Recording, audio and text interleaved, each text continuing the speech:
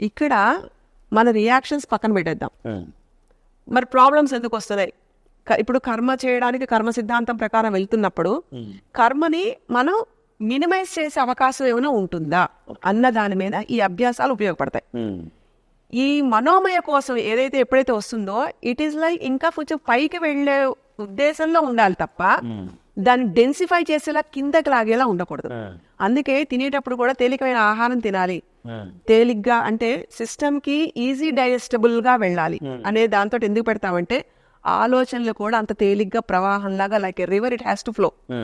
ఎక్కడ కూడా ఏది ఆగకూడదు. It should be perennial thing, అంటే ఆగకుండా ప్రవహించే ఒక విధంగా ఉండాలి.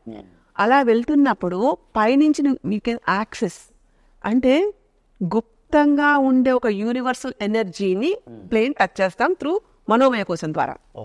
ఈ ఆలోచనలు ఎప్పుడైతే పరిధిలో ఉంటాయో ఆటోమేటిక్ గా కొన్ని చూడండి, అరే కొంతమంది సిక్స్త్ సెన్స్ అంటారు, కొంతమందికి వీళ్ళు ఇలా అనగానే వాక్ శుద్ధి ఉందా, ఇలా జరిగింది అంటే అంటారు. ఇవన్నీ ఎక్కడో ప్లేన్ టచ్ చేసి స్ట్రైక్ లా వెళ్ళి వస్తూ ఉంటారు, లైక్ హార్ట్ బీట్. ఈ వెళ్ళేటప్పటికి మనం అది పట్టుకోం, మళ్ళీ అలా దొరికినట్టు వదిలేస్తాం. ఆ రిపిటేటివ్ థింగ్ ఏదైతే డిసిప్లిన్ లేకపోవడం వల్ల always will be densified with thoughts.